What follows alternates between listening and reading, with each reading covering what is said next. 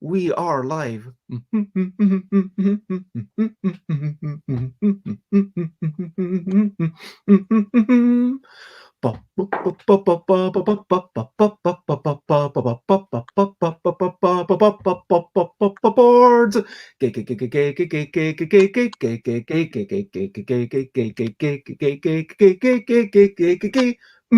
Boards games, it's what we're talking about. Board games, I'm not gonna shout. I am starting off this morning with a little bit of singing, and over there to this side of me is the friendly Andy. Andy Hopwood has made many games. Andy Hopwood, well, that's their name. We're gonna talk about all sorts of things. Maybe Andy will, if we ask nicely, even sing. I don't know. Maybe Andy will have a bit of a chat. Maybe we'll talk about designing or why we play, all sorts of things like that. Board games and Andy Hopwood is what we're talking about. Andy Hopwood in a hat. I'm not gonna shout. Hey! Good morning, everyone. And hello, Sate, who is enjoying the hat changes. And I am Bez. I do not wear as many hats in a literal sense as Andy, but in a figurative sense, I guess it would be arguable. You know, we both do quite a bit. But anyway, I am Bez. This is us blethering about board games, even if tangentially, and you can take a bath whenever you want. So you don't have to take a bath, but if you do, then the option's open to you, because literally any time of day could be bath time. And coming up today, we are meeting Andy Hopwood. Now, Andy Hopwood is probably best known for Mijnlieff, and I think we met... No, I think the first time I went to UK Games Expo, you had Mijnlieff already, and then it was afterwards that I found out about Zoom Zoom Kaboom, and I did a review with like lots of rhyming in it, and seen you there all sorts of years, and then you had to break. You're a prominent figure in the Birmingham board game design community, and yeah, you're such a lovely person, and I'm happy to say that we've grown into being friends, like full disclosure.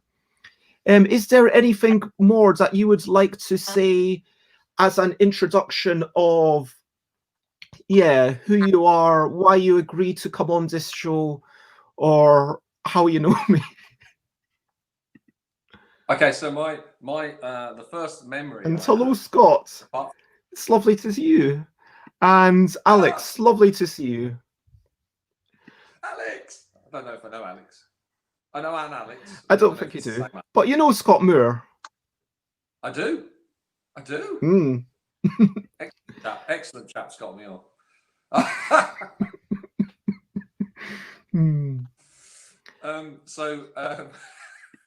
So yeah, full disclosure, we are friends. Yes, absolutely. That's fine. I don't mind owning up to that in public. I'm glad that you aren't embarrassed of me. No. That would be pretty terrible if, you know... Today. Not today? What kind of... I just didn't realise that I was coming onto my own show to be insulted by the guest.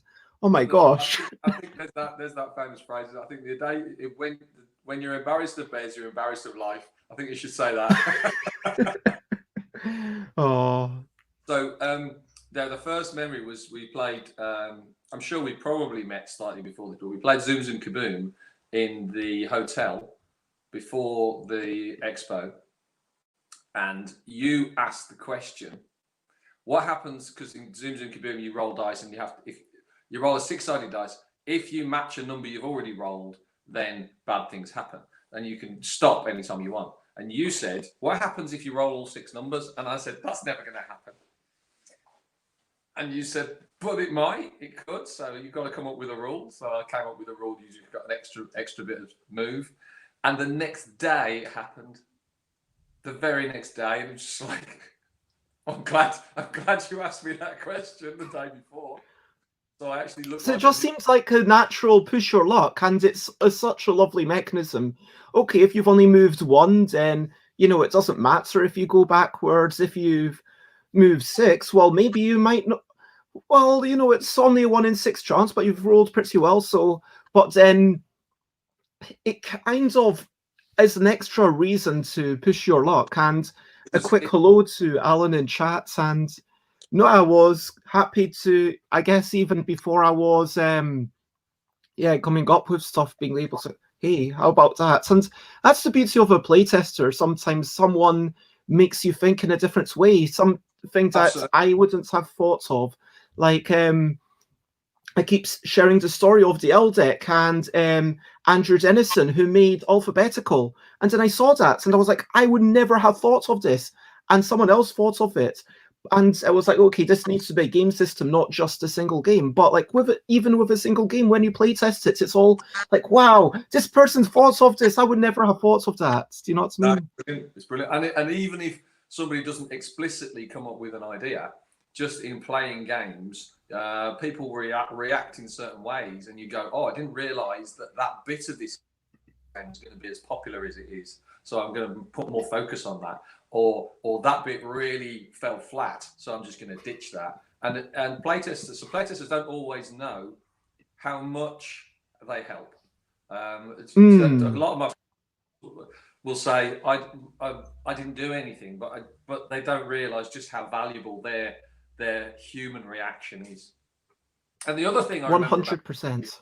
The other thing about meeting you was, I remember I was talking to Angus Abranson at the expo, and we played Hitter. Do you remember Hitter? Yes. So that, it's you can play with 2 decks of cards and a couple of dice. It's on BoardGame Geek. It's a very simple little game, and it's basically just a little 2-player combat game. But we played that, and I beat you easily, and then Robin gets in. And the next day, or later on that day, I was talking to Angus Abranson, and I remember because Angus Abranson was like, it's Angus Abranson. It's like, this is an important person, and I'm talking to that person. And then you walked in, you were on the far side of the hall, and you went, Andy Hop! You shouted at me. And you're going, oh, I'm going to kick your ass at it. And I remember, yeah. Good. Yeah, it's inspired such emotion, and I really wanted to beat you at this game. I can't remember all the rules now, but you know, when I go off to Thailand, it's really simple premise of you're basically you're turning over a card. It's about, again, it's a little bit pushy luck. You're turning a card over, and then you can only play cards that are lower than that card. By the way, a quick hello to Rob Harper in chat. And I want to say, Rob, Chris is just setting up the things for next week. So if you could send me a picture, that would be amazing. Like, send me a photo, please. And I love this retelling of, like, just you sitting there playing a game is helping us. And Alex says, just you sitting there looking miserable is helping. Oh. It genuinely does. They're absolutely right. Well, those playtesters. I came up from, there was a game, so Dodeca, one of my games, Dodeca. I made that game up and I thought, this is never going to work. It's just an idea, just put it out there. And then when people played it, it really, really worked. And it's just like, I didn't expect that. And the opposite was, I made a fantastic, brilliant political wrangling kind of game where people were going to be trying to look good, but be bad. And I thought, and on paper, it was fantastic. And when the players played it, it was dreadful. So, and all 4 people were sitting around looking miserable, just like that. And I just thought, I cannot believe this, but I was so far wrong with this being a good game. It was like, mathematically it worked, but dynamically it was just, I can't swear, damp squib. It was a bit rubbish. Yeah. Most games people design are rubbish, but you never see those. And I just want to apologise to Rob, who I suggested live on stream that they had not sent me a picture, but that was entirely my own poor organisation. I did get a picture from Rob, and it was a very nice picture. And so, yeah, shout out to Rob, who's going to be on the show not this Saturday but following Saturday. Anyway, the point is, like, it's all like, this is a game that, like, let's get into the regular scheduled things, shall we? Like, because we've not talked about recent highlights, living life and seeing the sights, recent highlights, playing games and other delights, recent highlights. So what have been some of your recent highlights? Recent highlights. Okay, so not game or not game related. It could be game related. Either one, both of them. So both. I bought a game I bought a new game recently. I bought Villainous, Marvel Villainous. Oh yes. And that was all right. We've played it once, and as always, the first play is always a little bit, especially with these sorts of games where you've got to know the game to play the game. And yeah, it was. We got through it, and both my son and I, we said we enjoyed it, and we. Did you play the original Disney Villainous? No, I didn't. No, I don't. Because I hear that Marvel, like, they added another wee bit to it, so it's like got one more layer of complexity, but still pretty simple from what I understand. There's quite there's a bit of a debate about which Villainous is best, and I think what's great is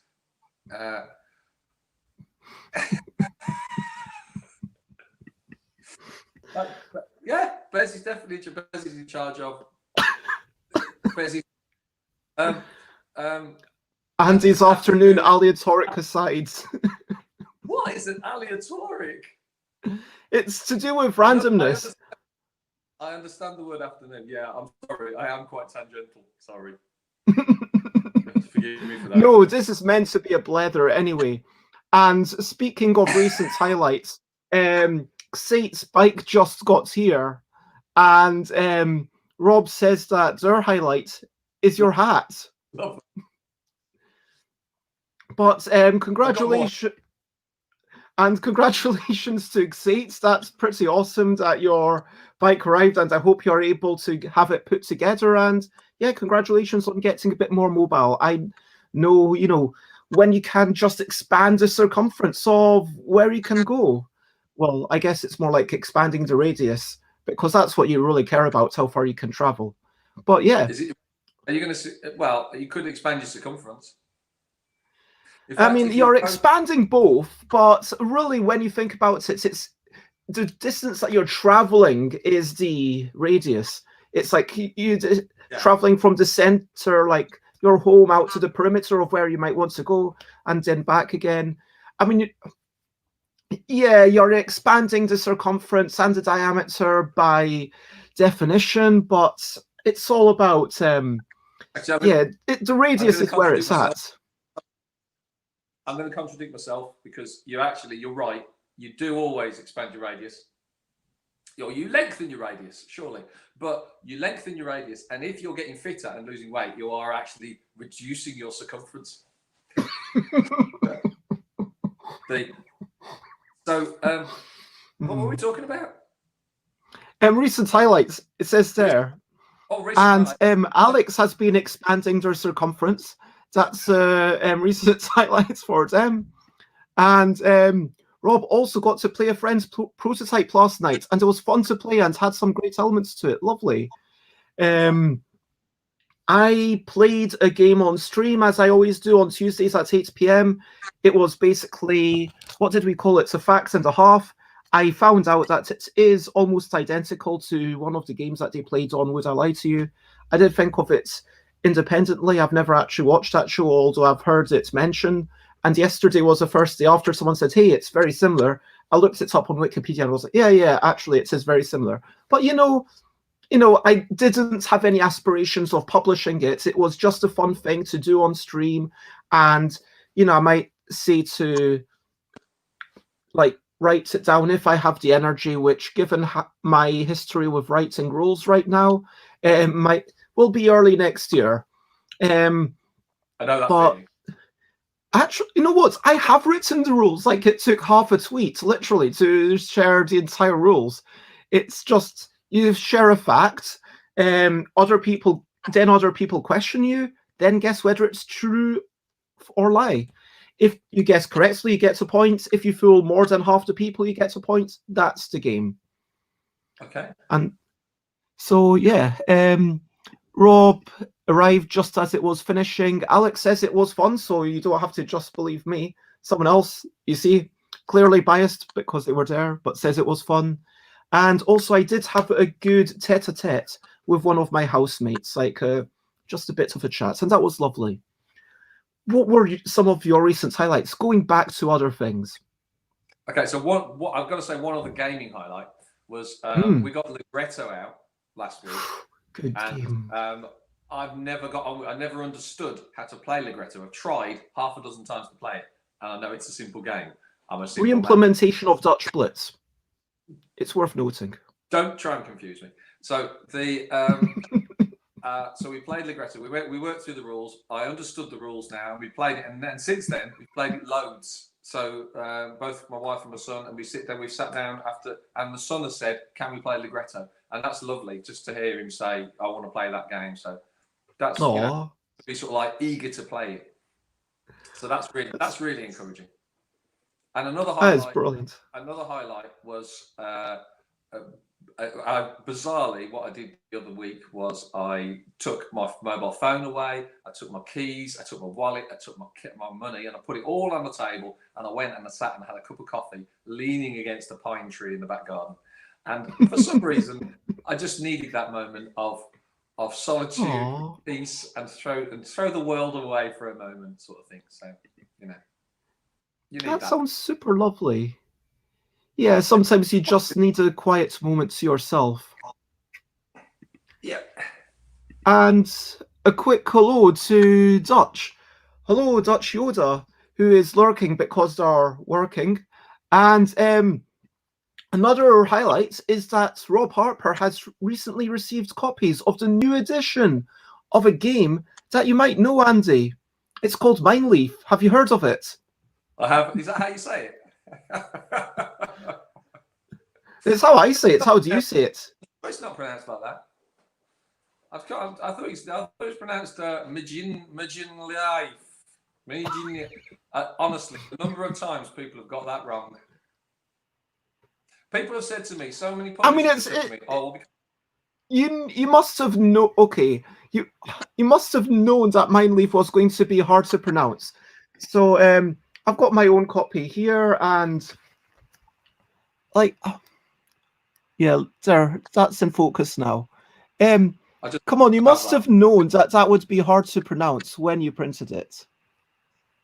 Well, no, because they were my friends, and they were called the Mijnlieff, so you just call them the Mijnlieff. I don't, it's like, I don't know. Or whenever somebody says to me it's a silly name, I always say to them, well, hang on just a minute. Imagine the word back and imagine the word gammon. You put them together, you've got backgammon, that's quite popular, and that's a pretty weird name. I know it's easy to pronounce, but it's odd. And and one of the most popular series of abstract games is the Devon. It's like Front Bacon. Front Bacon. That's my new game. I'm going to come out with Front Bacon. It's not safe for work, folks. No, don't. Oh my gosh, my mind went to a very weird place. I'm trying really hard to censor myself. And of course there are Dutch people. But I'm sorry. Can I tell you about something I just remembered? So there's a game, so Dodecker. I made a picture version of Dodecker, and I called it Pick, as in picture, Pick Decker. And when I explained this to my friends, Joe and Pat, they misheard me, and they thought I called it Pig Decker, and they thought it was a game about punching pigs. Oh man! So I really wanted to make a game about that, but I can't make that. That's not fair. Not fair on pigs. According to Alan in chat, who is a one-time top 100 backgammon player in Board Game Arena, gammon comes from the word game. Alan thinks. Every day is a learning day. Look at that. I would play punching pigs. It's a heavy year dexterity game. It must be. Wow. Anyway, so if anyone's got any more recent highlights, let us know. Otherwise, let's decide. Andy, you've got about 5 seconds to decide upon a brilliant thing. What's a little thing which is brilliant? My dog. My dog's brilliant. Dogs. Let's just go for dogs. All dogs. No, my dog. No, you can't have your dog. This has got to be relatable. Did you not read the show notes? Dogs are brilliant. Okay, thank you. We've got to have some order here. Good luck with that. Okay, so dogs are brilliant. Okay, so your time has come, Alan. And so, yep, Alan can talk about why dogs are brilliant. You, Andy, why are dogs brilliant? I mean, yep, I can see that dogs do show you a bit more affection than cats, maybe. I will note that Oscar, a cat that Layla's kind of has a companion called Oscar, let's say, right now. And Oscar is almost like a dog, but in a cat shape. So Oscar basically comes over. As soon as you come through the door, Oscar's like all over you. Even if you're a stranger, Oscar is all over you, wanting all the belly rubs and everything. And then there's a little bit of cattiness, but basically Oscar wants, is quite happy to be picked up and cuddled and everything all the time. Okay, just to be serious for a moment. You shouldn't necessarily define the brilliance of dogs with cats. Why? Why do we always say? Why do we always talk about cats and dogs? Why do we always say that? Why can't dogs just be brilliant and cats be brilliant separately? I like that. You're right, Andy. You're right. We don't need to be comparing. Let's embrace them both for what they're all about. Don't embrace a cat; it'll scratch your face off. Andy, no. That is just a stereotype. I will not have you saying such vicious things about cats on this show. And so a quick reminder to people. I used to have a cat. So my cat, Eric, was brilliant. He was horrible, but he was brilliant. So, if you do like cats and want to rail against this heresy, then join stuffbybez.com/discord, and we welcome all cat photos or drawings of cats on the cat chat. Yeah, and obviously, if you just to combine two subjects, if you want to make a successful board game, make any board game you like, and then add cats, and people will just play it. So isn't the same true of dogs? So there are a lot of dog lovers out there. There are, but I just see now that every time there's a cat in a game, it immediately shoots to the top of the charts. Dogs versus mountains. I mean, dogs are fluffier in general. Dogs are easier to hug. I mean, huggability is a big thing in my mind right now. Dogs are harder to ski down, in my experience. That's true. Can I tell you why my dog's brilliant? And it's slightly emotional. So at the moment, I don't know how many people know, but I had a house fire. And oh, by the way, interesting fact. I can't ride a bike. So I had a house fire, and so we're in rented accommodation at the moment. And so we're basically moving between two homes at the moment. And I went to the smokehouse, as we like to call it, and I was cooking myself some breakfast there. And I was on my own cooking breakfast, and that rarely happens. Normally, there's some family member. Okay. There. And so I'm cooking breakfast, and I suddenly felt quite lonely in the smokehouse. And the reason I felt lonely was because my dog, it's a Labrador, wasn't sitting by my side watching me make food. Because every time you're in the kitchen making food, the dog's always there. And I said to my wife, I said, I will never not want to have a dog. Because at that moment, I felt so lonely without her there. And it was kind of like, because she's ever present, and that's what they do. That's that companionship. It's that always. So smoker. Yeah, no, don't want it to smell of this smoke. Will cook for board games. This is not nice smoke. This is not lovely pine smoke in a special smokehouse. This is this is horrible. smoking a cigarette. Yeah, no, there's no cigarettes in the house, but yeah, it was just basically horrible things burning. But yeah, so it's good. So that's with dogs and cats. They give you that sort of sense of when you take them away from the equation, there's a huge absence of presence. Is that okay? Can I say it? Absence of, yeah, I get it. Yeah. You want something. It's that companionship, and just the presence of another being might be enough to tip it from loneliness into, hey, there's this other companion that I've got. Yeah. It's when we lost Eric, when we lost that cat. Not when we lost to KFC for 2 weeks. When we lost him forever. And did your board games and other important things survive the fire? Not really, Will. Not really. Yeah, bit short, bit shy on the old. Almost everything is damaged by smoke. In fact, you probably can't see it, but this copy of Zoom Zoom Kaboom. Let me make you bigger. So if you can see, just here, this is all smoky. So if I do that, there you go. So, wow. So yeah, so everything's like that.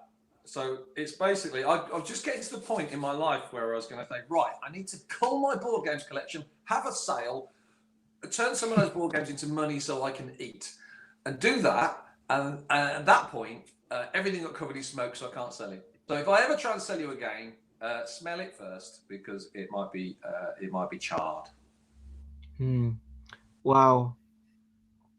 But all my games that all my stock of games were in the garage, and funnily enough, Daring Dust Bunnies. Look at that! How's that? Daring Dust Bunnies arrived on the day of the fire. So the 1st of October, this arrived at a warehouse, and I thought, brilliant! I'm going to drop my son from school, go down to the warehouse, and see all my lovely games.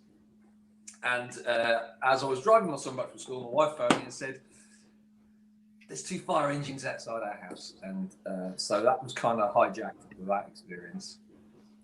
So I don't know if it makes it better or worse. Anyway. No, that sounds really rough. I mean, at least they didn't arrive 2 days before and then go into your house when there was a fire. That would have been... Yeah. No, there's no way 2 pallets of games are going to fit in my house, Chris. I don't know, like, how much space do you have in your loft or your attic? That wasn't going to happen. I was always... Unfortunately, there's just round the corner from my office, literally a stone's throw. I could actually throw a stone. I wouldn't, because it's not nice. But I could throw a stone and hit the warehouse where my games are being stored. And they've been there for 3 years, and I never knew about them. Wow. That's bizarre, isn't it? And yeah, it says, yep, so glad that you were awake. And we weren't in the house. So my wife got back, and she could smell smoke, and she opened the front door, and there was a blast of smoke came out the front door, and that's the first she knew about it. And then the dog came running out, and she's fortunately fine, and all the fish were fine, although one of those did die of shock a few days later. But the fish are going to be fine in a fire, aren't they? On the upside, you know, bringing a bit of levity to the situation, Rob says some things go up in value when smoked. Think of your games like a fine salmon. And I will think of them like, but I also think of them like lungs. So if you add smoke, it doesn't improve. Anxate asks if you're willing to share what happened and, like, do you know what started the fire? Yeah, it was electrical fire. So there was an air purifier that basically just decided to get too hot. How ironic! The air purifier turned our entire house into a not place where you want to breathe. So yeah, A little too ironic, don't you think? What? Check your... Very ironic, yes. How we laugh, eventually. Oh, yeah. No, I'm glad that... Like, yeah. It's a rubbish thing to happen to anyone, but I'm glad that you're coming out of it and you are now able to laugh about it. And well, so... They always say you've got to laugh. You don't have to laugh. You don't have to laugh, but you know it's a choice, isn't it? Yeah, we're all good. We're all okay. We're all okay. Life throws these things at you, and you kind of go, "Well, do you know what? I've got all the important things. I've got family. I've got the dog. We've got the fish. You know, we've got everything we really need." Yeah. And that sounds really bad. Xate says Xate has a serial arsonist in that neighborhood. Good grief. Wow. I mean, shouldn't they... Why haven't... If people know that this is a serial arsonist, why aren't they locked up or something? Guessing they haven't caught them yet. Okay, so like it's a serial arsonist, but they don't know who it is. Maybe that's the situation. Like no one knows who it is. When the authorities find out who that sort of person is, they usually apprehend them and stop them doing it. Anyway, back to the point that we were talking about dogs, right? And yes, dogs are brilliant because, okay, let's just enjoy dogs in their own right. They've got like nice little noses and wet noses. They're, you know, as long as they're clean, they're quite, you know, huggable. They've got, you know, nice fur, and yeah, they're quite little bundles of energy for a lot of their lives, and they're pleasant companions. And is there anything more to say about dogs? They make you laugh. Mm. They do make you laugh. My dog makes me laugh. Okay. And the eyes, when they look at you, it's just that look they give you when they just like, they look at you like, I love you so much. I absolutely love you so much. And the toast that you're eating. I love you. I love the toast, the toast, the toast, the toast. You just know that's what's going through their mind. And then you just become a holder of the toast. And then that's it. As long as you've got toast. Somebody once said to me in the park, you don't realise how much of the world is edible until you've got a Labrador. Mm.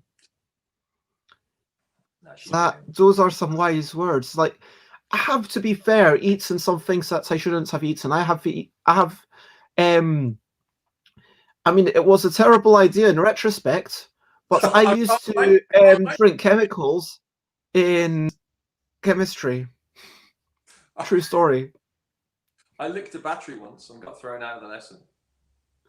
I had, like in retrospect, like lots of this stuff must have been diluted, but I had hydrochloric acid and yeah, copper 2 sulfates. Copper, like not a lot. This is like the scene from Jaws where they try and sort of like outdo each other on the scars. But what we're doing is we're doing with stupidity in lessons. Yeah. Anyway, like I had copper 2 sulfates and I was like, wow, this is the most disgusting thing I have ever. Honestly, that will probably forever be. I cannot imagine anything that's designed for human consumption being worse tasting than copper 2 sulfate. And I had to taste in my mouth for hours, literally. Well, every day's a learning day, Bez.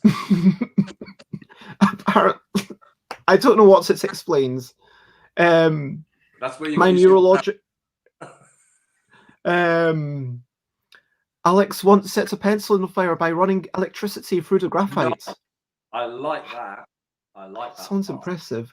Like, if that was in a safe environment above a metal sink, I would be all over that, genuinely. Even as an adult, I'd be like, yeah, let's do it. And we now know that you'd also know what it tasted like afterwards. No, those days are behind me. I'm not going to eat things that are not designed for human consumption. I'm a lot more sensible. Okay. That's good to know. Anyway, the point is, dogs are brilliant. And, you know, there we go. Do we have anything more to say about dogs? Questionably quick questions. Where exactly in the world are you? Questionably quick questions. So anyone who wants to chime in, ask any questions, feel free to ask anything you want. You know, within the normal, reasonable parameters. That's, you know, where the line is. But silliness and all that stuff is allowed. I want to ask off the same question I always ask. Where exactly are you? What time is it? I'm in Birmingham in the UK, and it's currently 10:35 and 35 seconds, 36 seconds, 37 seconds, 39 seconds. How specific do you need me to be? That's fine. Okay. I'm in the back room. I can see my garden. I'm in a chair. I'm by a table. Are you comfortable where you are? Are you comfortably seated? Well, I don't know. It's on this. That's a nice chair. It's all right. My mum's chair. My mum's dining chairs. We needed more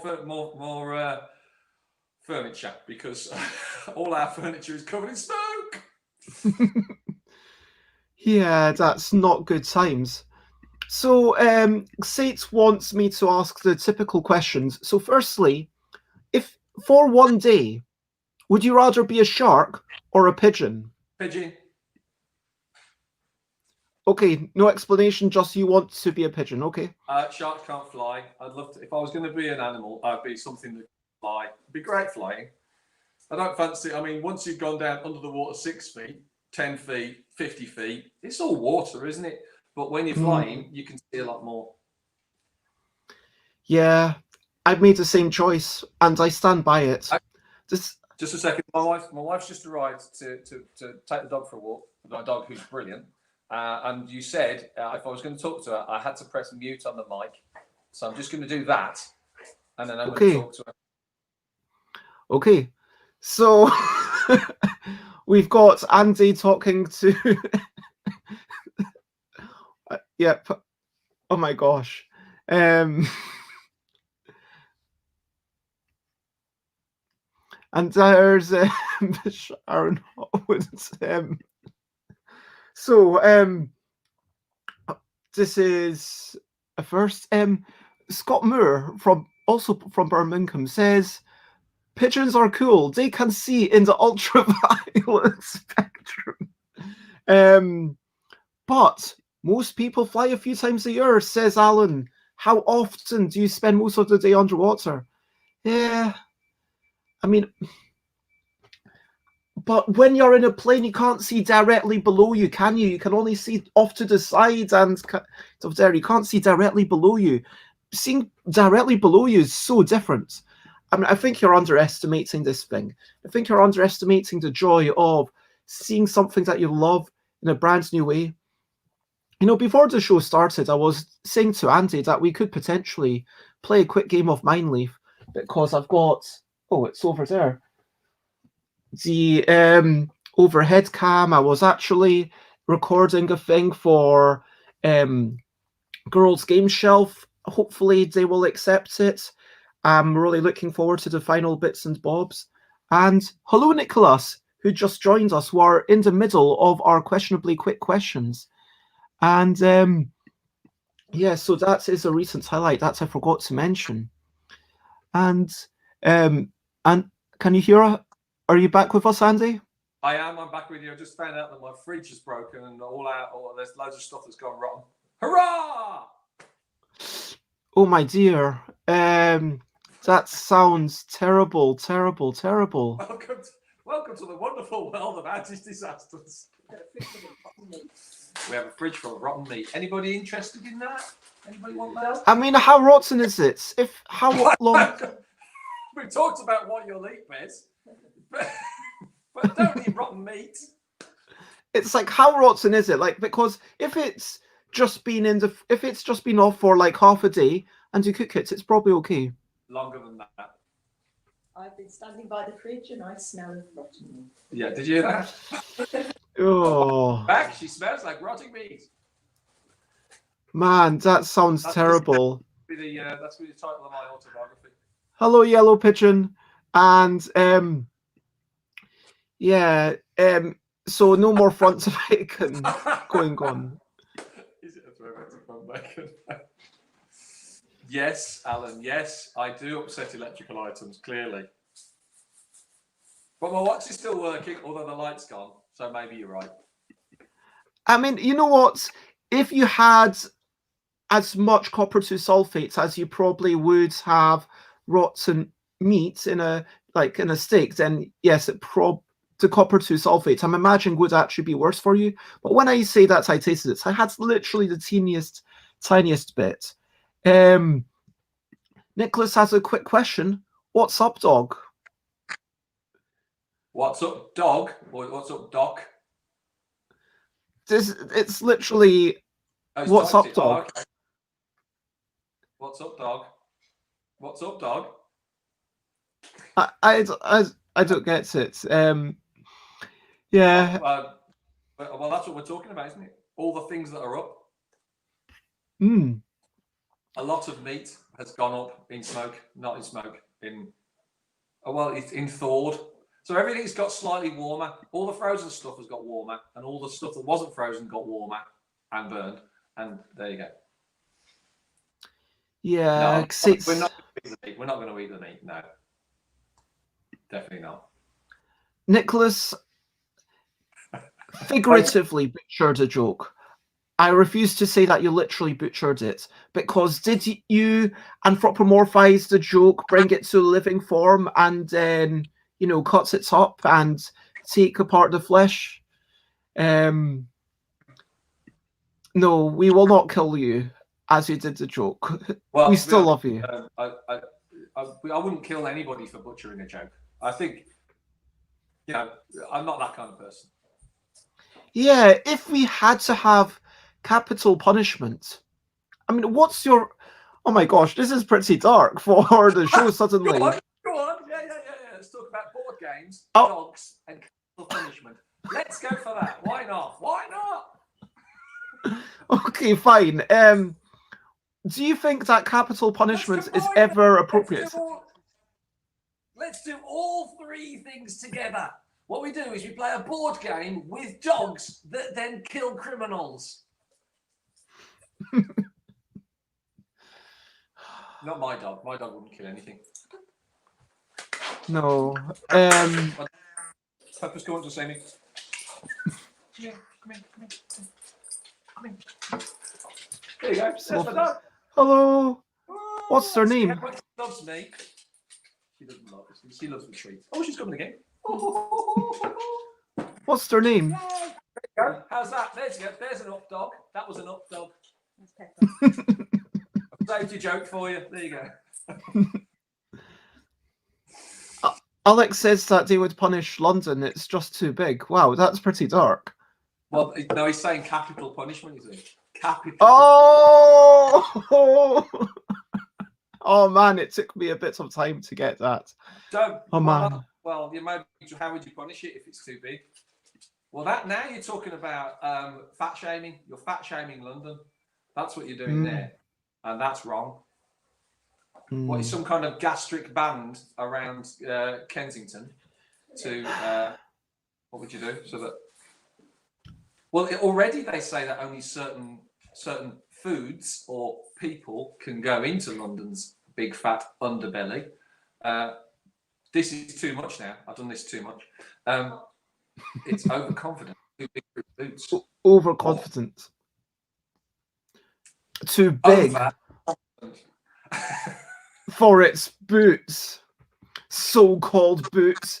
Those aren't even really boots. They're more like wellies. Have you seen London marching around the rainy streets? It doesn't even wear boots, and it thinks it's too big. Whereas it's not big. Not when you compare it to France. It just wishes it was Paris, leaning up against a wall, smoking and wearing galoshes. That's what it wishes it was. Isn't the Thames a gastric band? That's what the Thames is. It's the London's gastric band. Okay, What so are we talking about? Capital punishment, right? So yeah, this is interesting. Capital punishment. I mean, if we're going to, like, okay, fine. Are we actually talking about this for the next minute? You don't want to talk about it, do you? What if I mean, what if I suddenly say kill them all? no, but yeah, we normally keep the questionably quick questions, you know, more live. But you know what? I'm going to put up the banner. Okay. So, do you think that there should be capital punishments in certain situations? Do you think it's ever justified? So for 48 years of my life, I was dead set against no, absolutely not. For capital punishment, everybody can be saved, sort of thing. And I still mostly believe that. But I was driving along in my car at 48 years of age, and there was somebody done something awful on the news, and I actually thought to myself, oh, maybe capital punishment might be all right. And I said out loud, 48. That's how old you are when you decide that there are some circumstances when you maybe capital punishment would be a good idea. So it's kind of like, it's like, I realise now, the older you get, the less liberal and nice you are. Because I think I'm a reasonably liberal, nice kind of guy. But then suddenly that popped into my head. And I would say 99.99% of the time, there's no capital punishment. But maybe. So, but I wouldn't want it. I wouldn't want it to be something that it has to be an overwhelming case. It could never be something you apply as a rule to something. It just has to be individuals. I mean, I used to be more conservative. I've actually become more liberal as I've gotten older for whatever reason. Like, I used to think, okay, if people have done something so bad, like let's say murder, where you're taking other human lives, and then there's a good chance of you doing more things again. But I don't know, where does that leave us as a society if we don't believe in the case for redemption? If we don't believe that humans can be helped, if we don't believe that, hey, I mean, there's a serious case for shunning or extrication from society if someone is just not able to conduct themselves in a healthy manner. But when I think about who I would actually, you know, like who I abhor the most, it is some people in some positions of power where they have committed massive atrocities to so many. But then if those same people weren't in those positions of power, you know, they would have done similar things. I don't know. I think it's a case of saying, is this, you've got to ask yourself, can this person ever be rehabilitated? Will this person be a danger to society and forever, and a significant danger to society? You can't, I mean, murder in itself, that could be a one. That could be, sometimes people do things that they have moments, don't they? There's been those cases where people have had like a stroke and part of their brain switched off and they murder someone and then they're rehabilitated, and it was just literally a chemical imbalance in the brain. And it's like, no, I wouldn't punish somebody for a one-off. It would have to be, yeah, I don't know if I actually would ever allow it. Don't think I would vote for capital punishment, but it was just that moment when I was 48 and I just suddenly heard that and I thought, there might be an argument for it. I'm not going to say, I would never say never, is I think now. So yeah, but let's not dwell. Let's have some other fun. Oh, hang on. So Rob Harper says the cost of making a mistake in capital punishments is too high. Sate wants you back on again. Nicholas asks, what about lowercase punishment? That's a much better joke, Nicholas.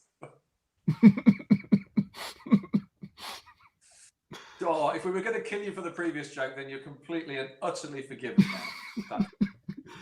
now. So anyway, people. Another quick question. Save us. Is back. So Rob, back in the day, asked, "Is Birmingham really like they show in Peaky Blinders, or have things cleaned up?" Birmingham is exactly like the show in Peaky Blinders in that nobody can do a Birmingham accent properly, and nobody who is here appearing in it is actually from Birmingham.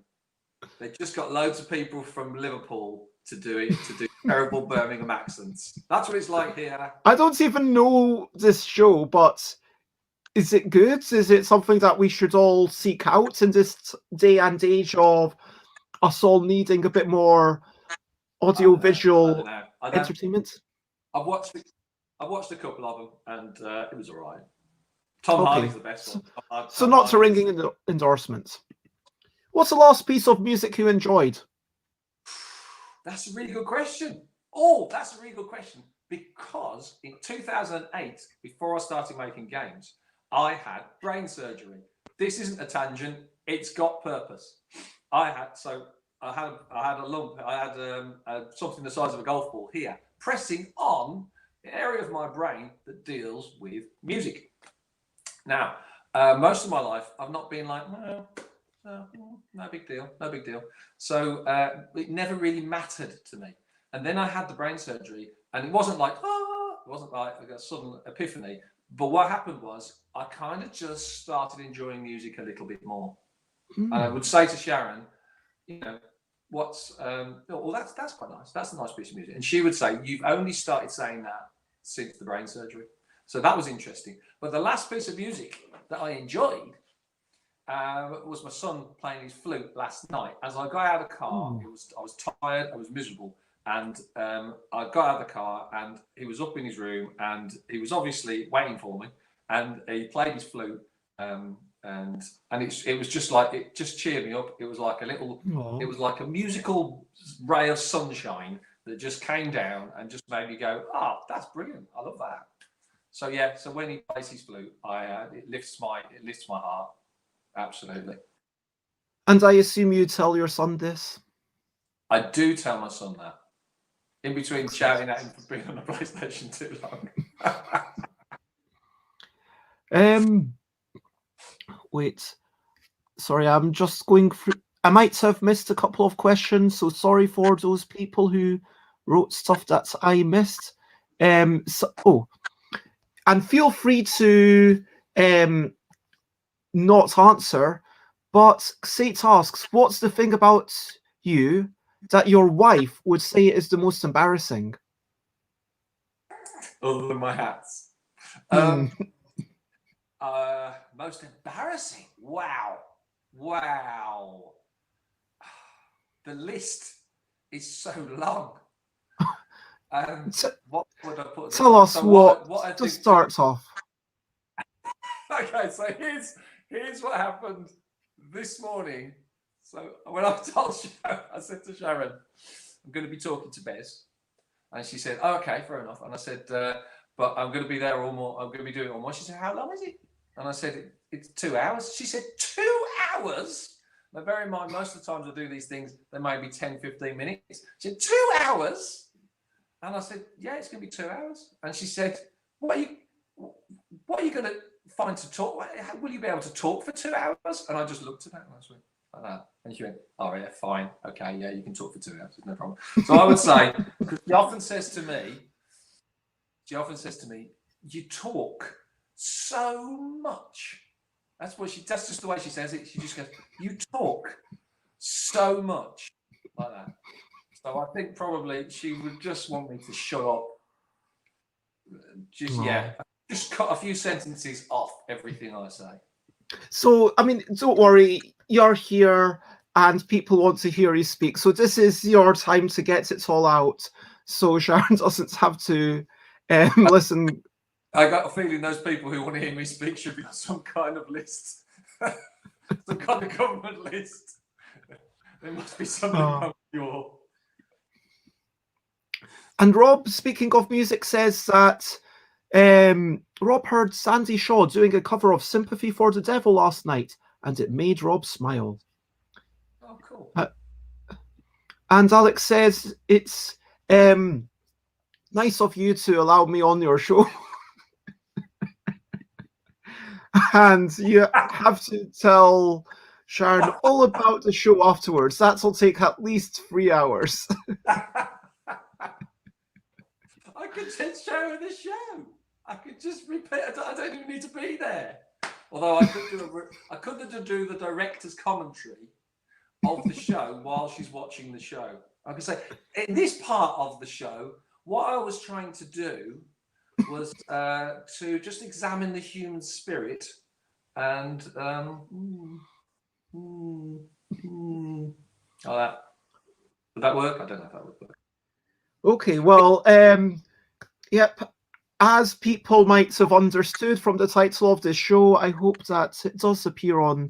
Yep, it does appear on Twitch. Meeting Andy Hopwood. So we don't have a designated topic, although we are probably going to be talking about games and all sorts of things. Games? I've got a quick question for you, Bez. Can I ask you a quick question? Sure. Let's do the director's cut now. You can't do the director's cut until you've finished. How does it? There's no director that's ever done. No, I don't think saying they want to see it now. It's just that the desire to see the director's cut has emerged right now. There's no director's cut. Anyway, and so, yeah, we're talking about games which are kind of like salmon, and why games are exactly like salmon. Because, you know, if you throw one in the water, you know, yeah, that doesn't really work, does it? Board games don't swim. The question that combines those two is, how well does a game scale? Scale? Ish? No. Yep, I like it. I've got a question for you, Bez. Can I ask my question? Yes. Okay. Do you prefer a guest that speaks too little or speaks too much? Do I prefer a guest? It depends how long they're around for. Like, if they were around for many days, then I think that speaking too much would get annoying. But I think that if it were... Welcome to my world of my wife. That's what she's talking about. Hmm. I'm here in her life every day. I'm a guest in her life every single day, and I talk too much. God, the poor woman. Yeah, I get it. So, too much, too little. It's all relative. It's all personal. Anyway, Nicholas suggests we do meeting Andy Hopwood and we donate to restock the fridge. He's on a roll now, Nicholas, isn't he? We could all send salmon. Happy salmon, perhaps. Happy salmon. We should play Happy Salmon now. Happy Salmon. Oh, come on, Bez. Oh, fine. Oh, there we go. Yay! Hey, high five, high five, high five, high five, high five, high five, high five, high five. Okay. Punch it. Okay. Don't even involve me. Just playing on your own. Fine, I see how it's going. Okay, so if no one else has any questionably quick questions, then let's get to Andy. What is a typical day like for you in as much detail as you're willing to share? Okay, so in the morning, but keep it limited to about 20 minutes.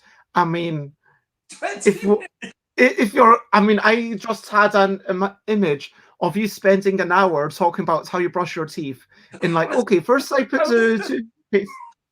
I was just going to do exactly that. Okay, I won't now. So when you say I have to keep it to 20 minutes, do you just want to know about the first 20 minutes of my day?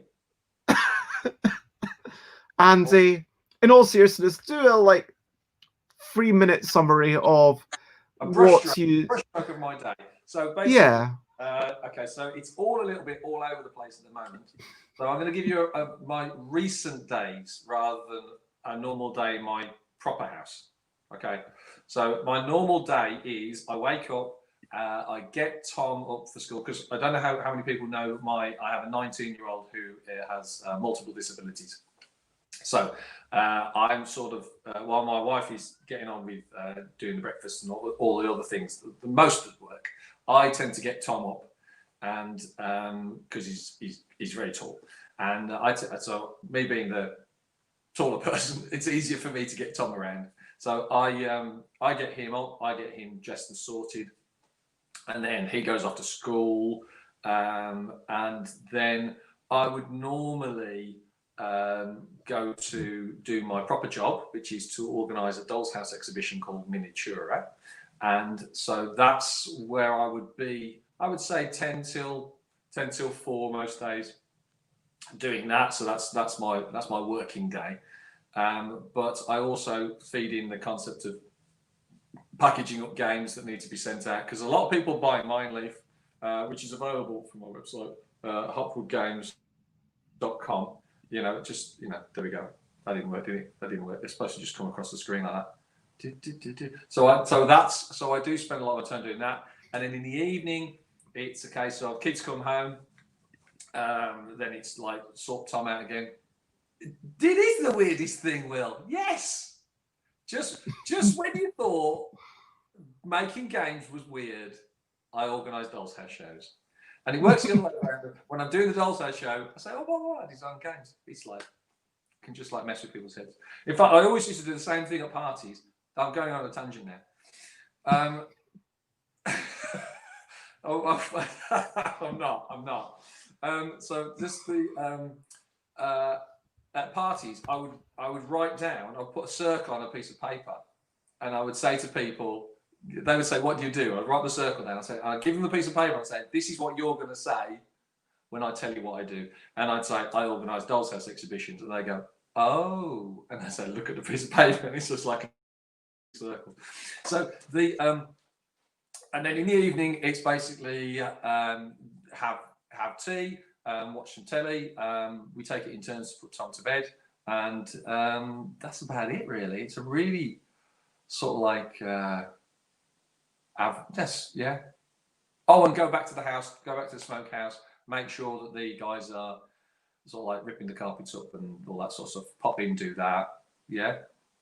I don't get much time to design games at the moment. It tends to be a fairly crammed affair, but then games design just goes in your head whether you want it or not. It just happens, doesn't it? Alan in chat asks, is it a show or an exhibition inside a doll's house, or a doll's house show exhibition in a normal size building? So it's a doll's house show, ironically, in a massive building. So it's in the NEC. Well, it's not been this year. It's not been in this year at all. So if you go to miniatura.co.uk, you see what I'm all about. But this year we've not had any shows, because my first show was due this year on the 23rd of March, which is when lockdown started, and my last show was due at the end of September when lockdown finished. And I don't really feel like gathering 1,000 old people in a hall to get them to see dolls' houses, because I think that's just going to be risking their health. So it's just not worth it. But so yes, it's been tough this year because there's been no income of any kind. So it's basically using my savings to keep my business alive, sort of thing. But we've been running the show now for 37 years. So hopefully next year we'll be back with a vengeance. And were you the person who started up this exhibition? No, my parents started it. So that was in 1983. They began it. So you are like the Metzler family of the doll's house business. I am, yeah. Dominic Metzler, who their parents started up Spiel. You are the Hopwoods, are like the Metzlers of. Okay, yeah, if you like. Except we'll only get 150,000 doll's house enthusiasts. How many do you get? We usually. But back in the day, when we were the biggest show in the world, we were at like the Essen of doll's houses at the time. We got about 7,000 people through the door. Yes, I am the heir to a Doll's House dynasty. And no, when I put my key in the front of my house, the whole front of the house doesn't open up before anybody asks that question. But How many people did you get in 2019, may I ask? Say again? How many people did you get to Miniatura in 2019? 2019, we usually get about between, I would say about 3,000. About 3,000 people. So it's gone down a bit. Do you think dolls' houses are just declining in popularity these days? It's a tricky one because I think more and more people are able to satisfy their needs online. What we've been trying to do is make the show into an experience, a whole experience, rather than just a shopping experience. So, I am a second generation Doll's House curator. So you have two sons. I mean, sorry, I'm not going to name names, but would one of them want to take over the Doll's House dynasty, do you think? I doubt it. I doubt it. I don't think, given that I don't actually make any money, I think it's probably a bad choice to encourage my son to do it.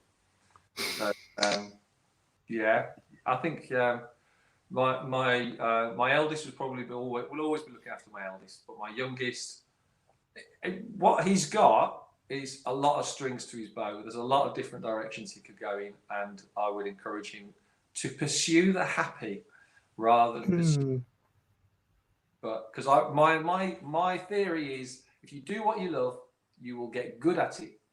If you get good at it, somebody will pay you something to do it, and that something will be enough to put food on your table and a roof over your head, and then you'll be happy because you're doing something you love for some money. So that's my magic formula for life. Write that down. That seems reasonable.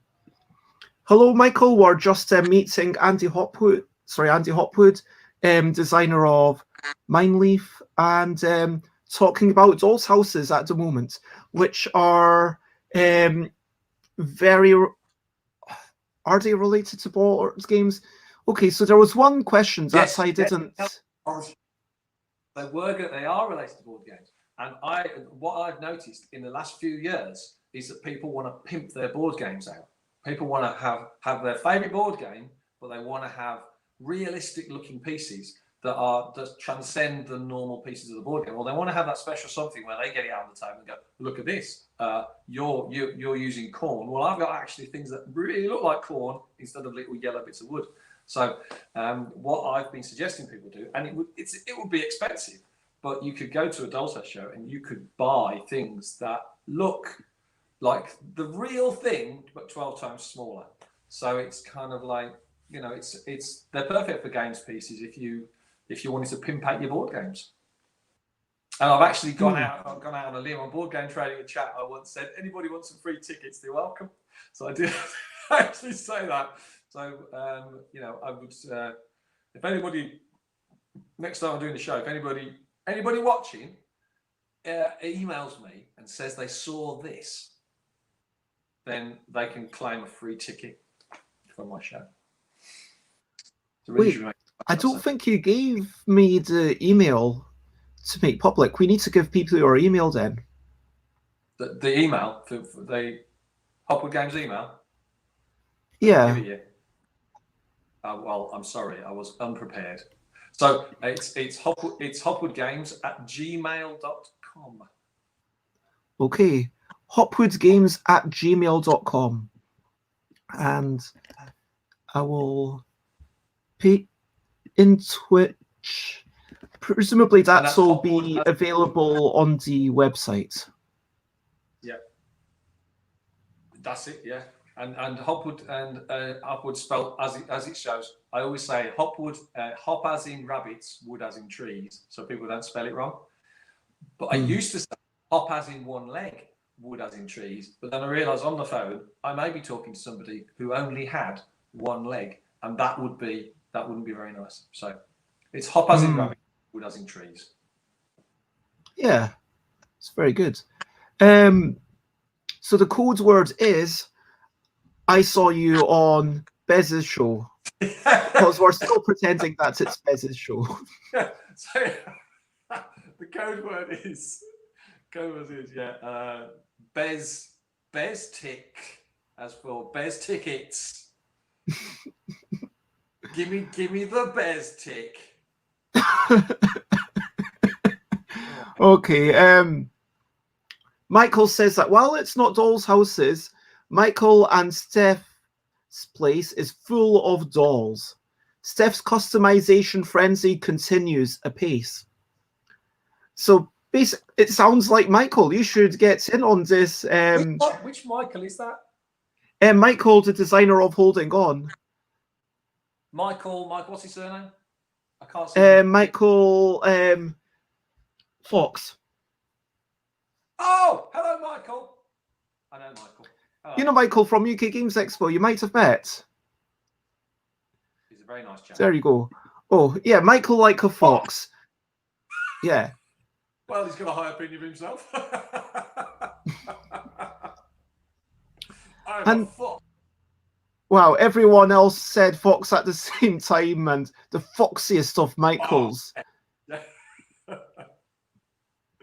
So, we have Miniatura, is that in the same exact halls as UK Games Expo? Bring it back.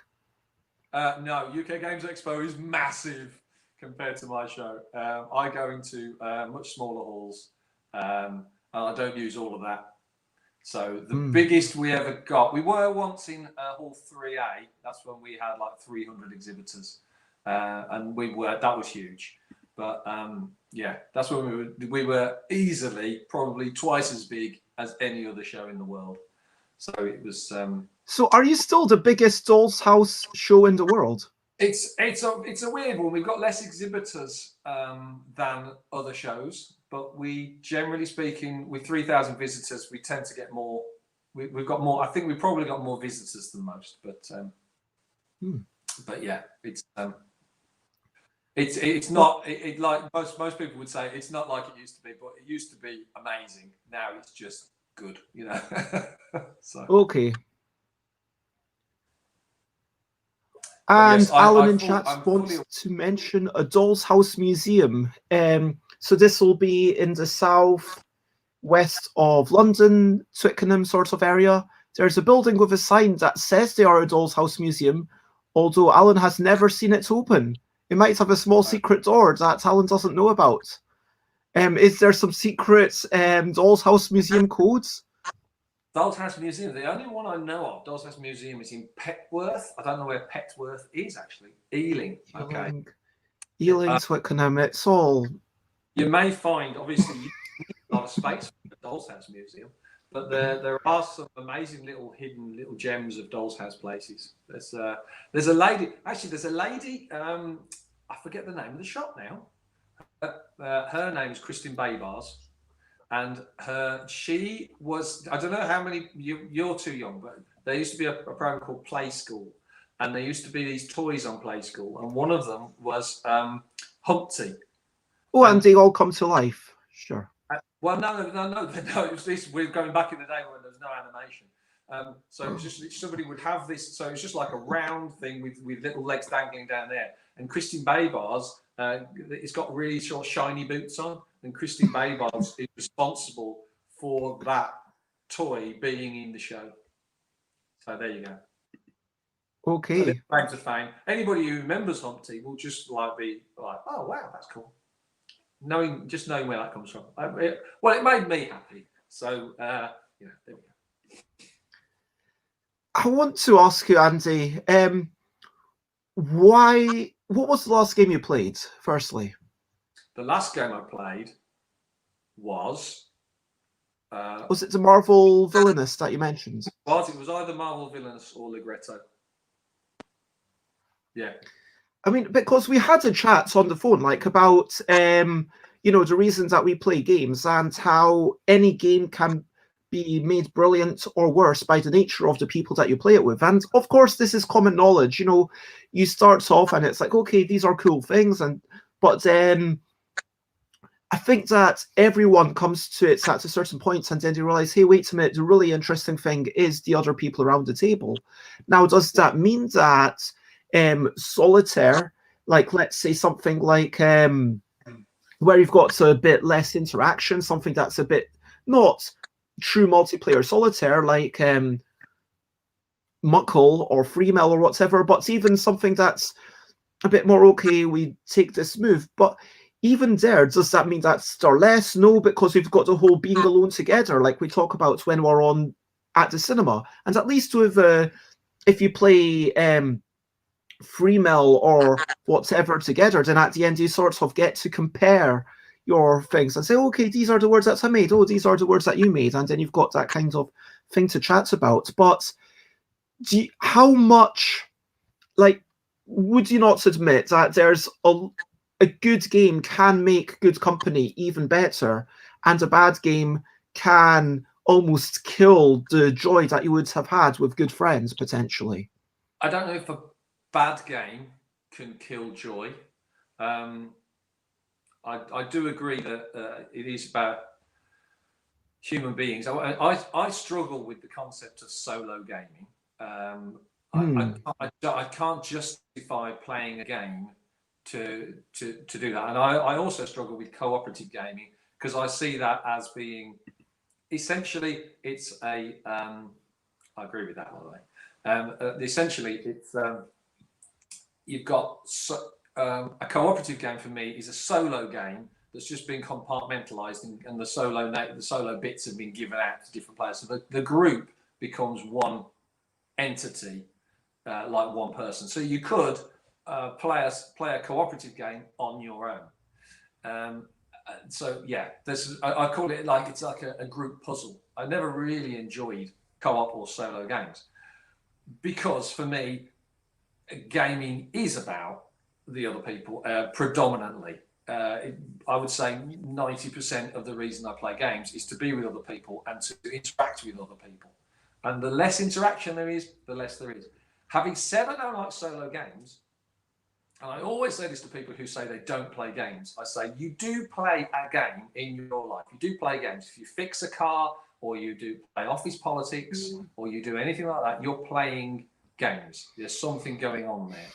And when I'm designing a game in my head, I'm playing a solo game. That's my solo game. It's just like thinking up of different, how would me trying to work that out. And so I'm presenting myself with my own little challenges and then trying to solve it myself. So I do appreciate that I do that. But if somebody gave me a solo game to play, I probably wouldn't play it because I would go, well, no, I've got about half a dozen games I'm thinking about. I don't want to spend my time doing that instead. And I know people agree with that, and I'm fine with that. I know lots of people. Look, yeah. Yes, Saint says the same Bez that's had a whole stream saying why anything is like a board game, but something being like a board game doesn't mean that it is a game. I think that for it to truly be a game, you need to step inside the magic circle and say, okay, this doesn't have an impact on my life. Like if there is, I would almost argue that if you are playing poker and the results of that poker game have a significant impact upon your life, in some ways, I almost feel like it ceases to be a game at that point. Because for me, part of what a game is stepping away from trying to be, okay, I'm doing this to further my career, or I'm doing this for the outcome, and the outcome of fixing the car is what's important. For it to be a game, it has to have almost no relevance directly to the real world. That's almost how I think of it. So just to take what you just said, and then just flip that a little bit. If somebody's fixing their car to fix the car, but they take 10 times longer than they need to because they're toying around with bits and pieces. The toying around, the playing around the subject, the desire to make money playing poker. You could make money in other ways, but you've decided to play poker. And I would argue that the human interaction, the watching other people and all those little bits and pieces that make that around the purpose all the peripherals is the playing. And I would also say that I'm talking about playing and you're talking about playing games. So I do agree with you that a game is a focus. A game is a structured focus on an unnecessary activity. That's what you're saying, I think. I don't know what's going on with this noise. Apparently, Xate doesn't hear it, but I think, like, okay, are we really talking about what's a game? I mean, for me, I think that, yeah, you could say that life is a toy with which we play, and then we make up rules, and then it's a game. Because if you're being playful in life, and it's important to be playful in life, it's important to not always be outcome focused, to sometimes enjoy a little bit of, I don't know, what happens if we do this when I'm drawing something, not always be, okay, I want to just draw something for the objective of putting it on Instagram or putting it into a card game, just sometimes doodling and putting this, doing this and seeing how it turns out. And it's like, whoa, that's actually quite cool. That's just fun to do, purely for the sake of doing it. That playfulness is something that we can apply to life. And sure, if you make up rules, then that is some of what a game needs. A game needs to have, for me, some sorts of rules and some sorts of objective. By the way, apparently it is some sorts of feedback on your microphone, maybe? I'm not sure. Oh, okay. We might need to have some sorts of. Want me to put my headphones on, see if that works? Yeah, because we've got lots of people. Could it be my mic? Is it my microphone hearing you? Is that it? It might be. Okay, so. And let's try that.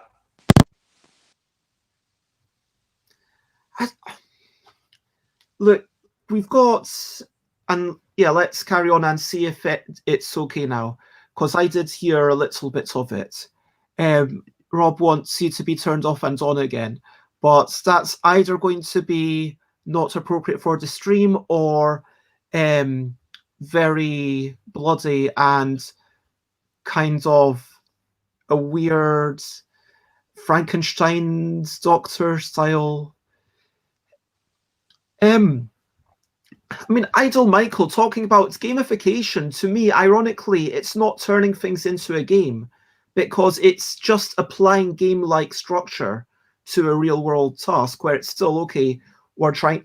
To me, a game has to have something that has no actual meaning and imbuing it with meaning, like saying, okay, really, it doesn't matter how many times you hit this ball before you get it into the hole, or it doesn't matter you're going to accept these arbitrary restrictions, and it's this thing that doesn't even matter. There's no real world relevance, and then there's some sort of measurement of success, and you accept it voluntarily.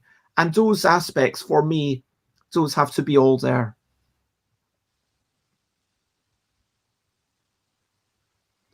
Oh, shoot.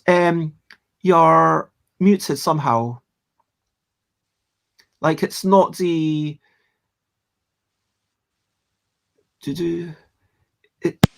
Is that any better? Can you hear me now? Yes, I can hear you now. Champion.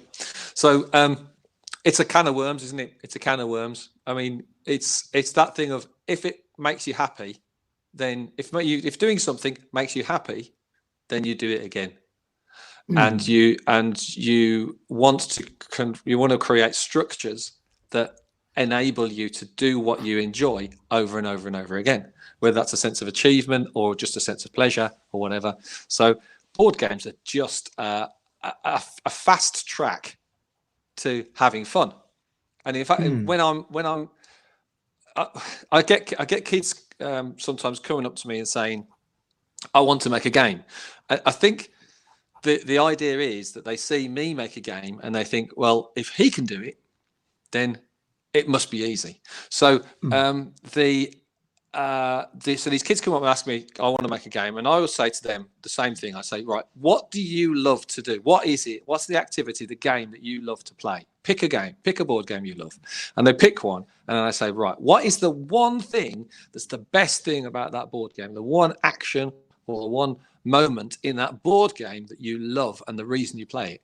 And they pick one thing. I said, right, now hold on to that one thing, throw the rest of the game away. Now you've got that one mechanic or that one process that you love. Now let's see if we can come up with a system where you do that over and over and over again, rather than just maybe once or twice in the game. I mean, obviously, sometimes it's a moment in the game that is like the best bit, and you have to have the build up. But if it's a mechanic that can be repeated, then why not? Why not have a game where you do something you love over and over and over and over, rather than something you love a couple of times?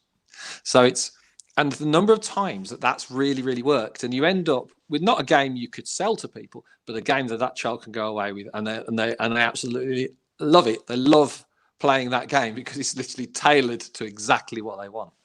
So yeah, one of the best games. Sometimes if a child is making a game, it's not about it being publishable or, you know, something. It's about making something that they can then enjoy with their family, and it brings people together, getting back to the whole, it's about people. And a quick hello to Christina, and thank you for the compliment. Nothing said about Andy's hair, but yeah, thank you very much. But yeah, I agree with Alex that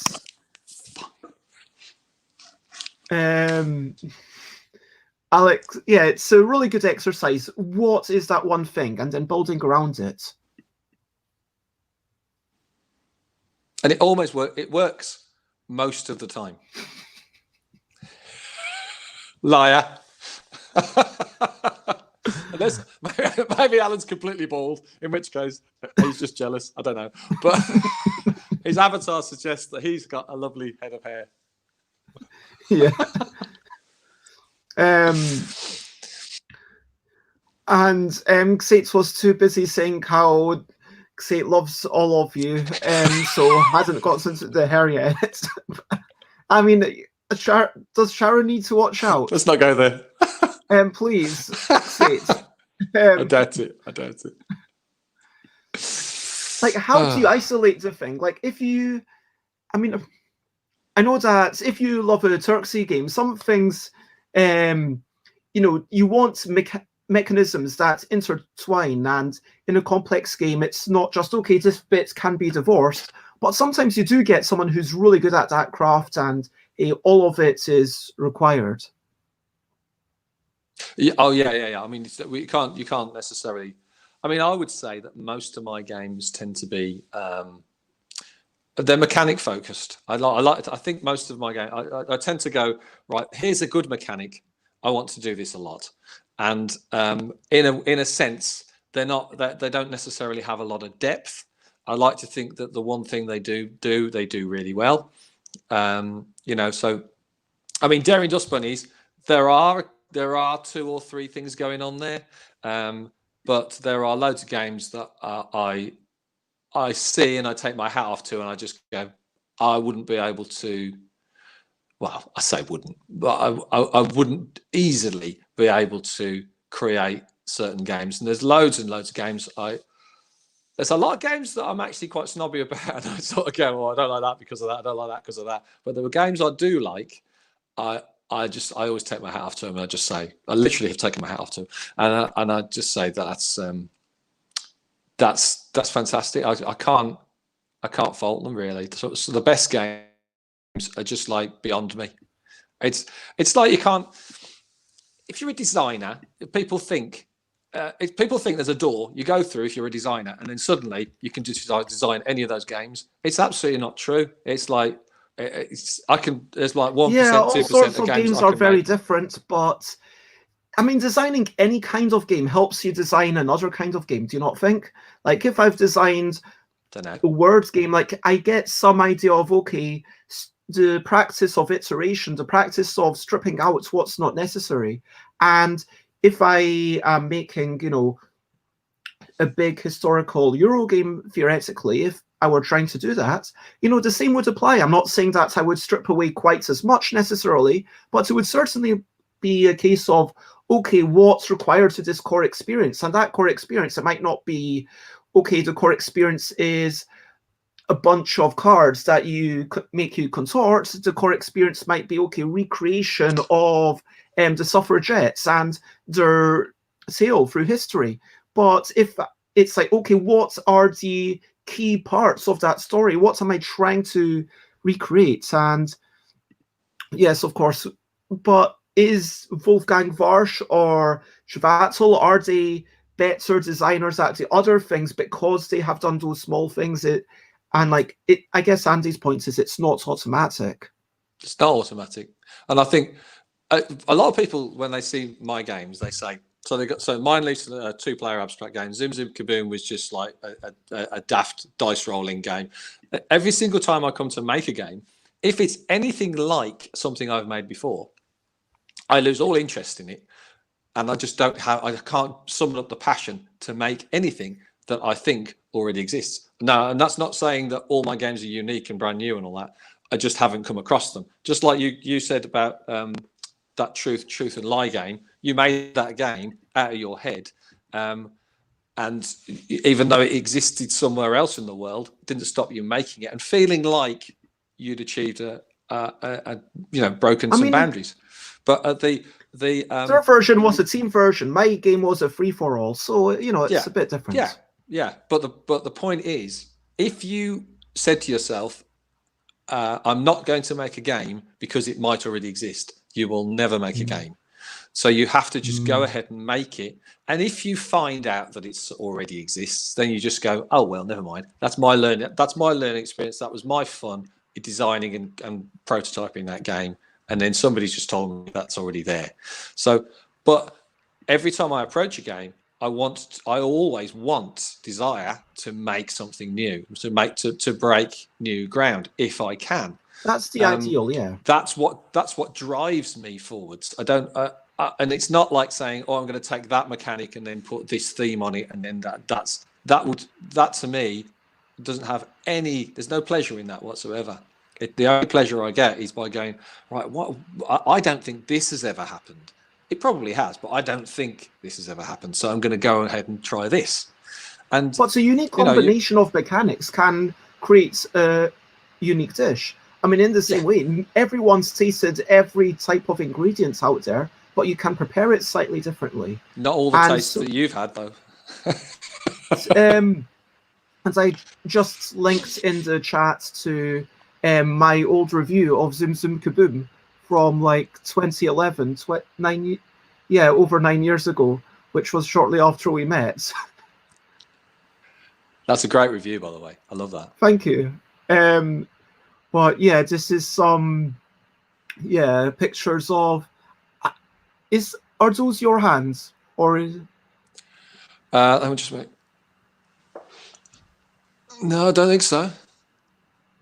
Is it? It could be. I mean, I assume that this was. I don't recognise that table. Oh, a game in progress uploaded by Purple Heather. Oh, this is. I think this is Heather. Heather from that we know, Heather Ramsden. There we go. So that's our mutual friend, Heather Ramsden. But indeed. Aquasula saying they've just started designing a game where you roll a die and then you move that number of spaces. Just what would you call this amazing new mechanic? Maybe like a roll a die movie. Maybe that like. I once came up with a game. So I've got a friend called Neil Tuckett who buys everything that I make, and sight unseen, he doesn't want to play it, he just wants to buy it. And I've said to him, I want you to play, because I might try and make my games different. I'm bound to make something you don't like at some stage. And he said, no, I'm going to buy everything. And so I decided to make a game called All Neils Are Rubbish. And it was going to be the worst game possible. So it's 4 spaces. So it's 4 squares. And you basically got a piece on the square. You roll a dice and you move that far once round the 4. And every single square says the same thing. It says, find somebody who's called Neil and tell them that they're rubbish. That's just Right. mean. That's just so mean. So that's, and he said he'd buy it. But What? and then somebody said to me, oh, what you should do is, the one square should say, tell someone called Neil they're rubbish in person. One should say, phone them. One should say, write them a letter.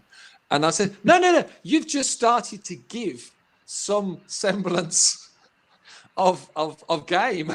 You're just starting to take my terrible game and make something out of it. And you'll probably make more money than I ever will. Oh my gosh. It reminds me of, do you know David's game? So there is an actual game called David's Game where I don't think that, I can't remember if this is on BGG or not. It's basically like Timeline. You know Timeline, right?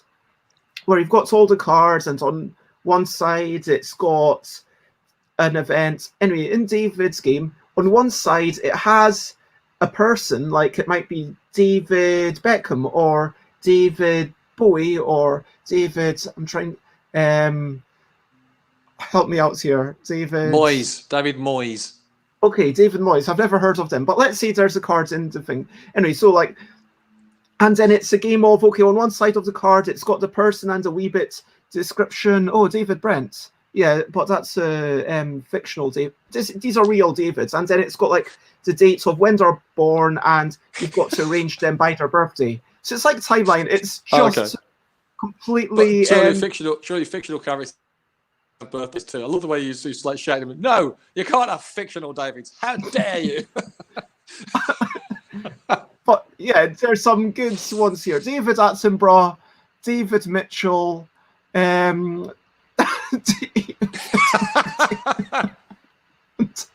yeah, Alex, you're just being silly. But anyway, the point is that you get this, and then they just, sure, there's an actual bit of research that's been done into that, because I saw on the back of the box it says, hey, do you have someone else in your life? How about Roberts? And the sad thing is that they're all very Anglo-centric male names, and it's like, why is there all the... And that was a bit slightly sad to me. But anyway, let's put that to the side. But, you know, you could do all Bezzes are rubbish and just exactly the same game. But just like, so that you get that. Oh, but then you'd get lots of people coming up and saying you're rubbish, and you'd know that they'd played your game.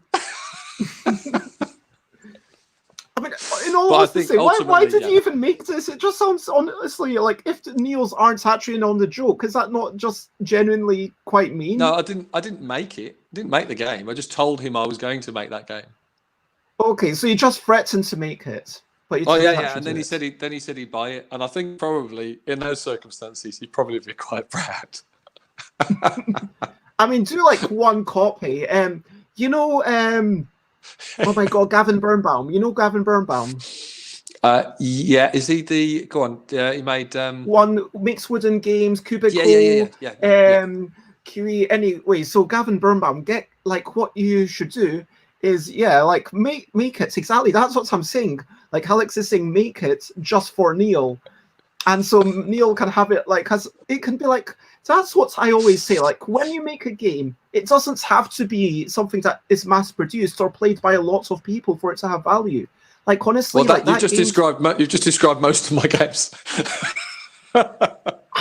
No, but like you print lots of copies. Like you print hundreds, and then it's like hopefully people are going to buy it, or you make it in your sheds. But I think that sometimes. Generally speaking, I make 100 games. I'll make it, the most of my production copy would be with 100 games. So Daring Dust Bunnies, I made 1,000, and Mijnlieff, the most recent Mijnlieff, I made 500. But those are what I consider to be big production runs. So yeah, so Zoom Zoom Kaboom. There's only 125 copies of Zoom Zoom Kaboom in the world. Wow. And flip side, I made 250 of those. So yeah, I make it small. The idea is that it's not gonna make a profit, but the idea is that it goes out there, and then maybe they'll be more successful. Dodeca, so somebody made a lot of Dodeca. They made 3,000 copies of Dodeca, and then Dow was 9,000 copies. So Dow? I don't know that one. Dow is the Dutch version, the Amigo games version of Dodeca. Okay. Just different artwork, same rules. So Dutch people really like Dodeca. That's what you're telling me. Well, French Canadian people love it because it was made there. Malaysian people love it because it was made there, and there was a German version as well. But yeah, so there's, well, I don't know if they liked it. They printed but that my many. point is that, like, if you got together with like Gavin Birnbaum, or like maybe you can do your own, like, I don't know what your wood build crafting situation's like, but make one like copy and make it for Neil, and then Alex suggests make the expansion. All Neils are great until it's at £200. Well, I did actually make Neil a special character for Zoom Zoom Kaboom. He's got his character is called Nearly Overtook It, and it's got special rules. He's basically got his very own version of that, so nobody else has got that. Oh man, there's some harsh words here. Firstly, some pleasant words. Dutch denizens are delighted by Dodeca, but, you know, Dutch Yoda says, as a Dutch person, I have not heard of it. Well, you would have heard it. It would have been called Dow. You would have seen it called DAO, Dow, if it was in. Yeah, in and Dutch, as we know, Dutch Yoda knows every single Dutch board game because there's only 2 new Dutch board games that come out each year. It's totally not true, by the way. You shouldn't. Basically, when I'm being sarcastic, I just burst into giggles while I'm talking. I'm disappointed. Can tell. I'm slightly disappointed that Dutch Yoda doesn't speak grammatically incorrectly, a la Yoda. Yeah, sing. Heard of it? I never have. Heard of it? I have not. Come on, Dutch Yoda. Sort yourself out. Dutch Yoda apparently knows literally everything. Man, you should be. What am I doing having you on? For goodness sake, I should be having Dutch Yoda on. Talk about the meaning of life and how I'm going. We have a rule in our house. My wife is always right, and I know everything.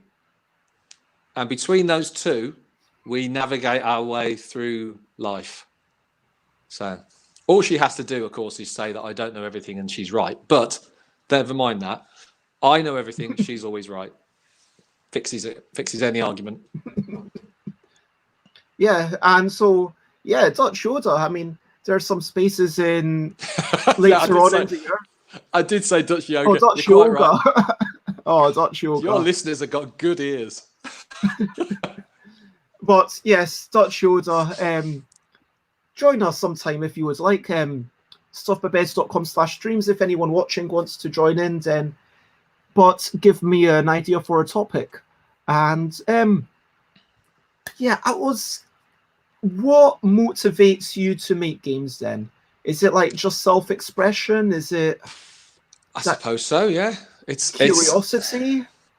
I said to my son when he was 4 years old, my youngest, I said, I've had this, because I do this, I say, I've had this idea for a game. And then I explain it to them and they ignore me, just let me talk so that I can get it out of my chest. And it's until I actually say it, it's not real. So I need an audience to speak to, and then it's real. And then 9 times out of 10, I just go, right, okay, I've said it now. I've got it out of my way. I've got it out of the way. I need to get it out. But when he was 4, I picked him up from his grand's house and I was driving home and I said, I've got this idea for a board game. And at 4 years old, he went like this. He went, when will it ever end? And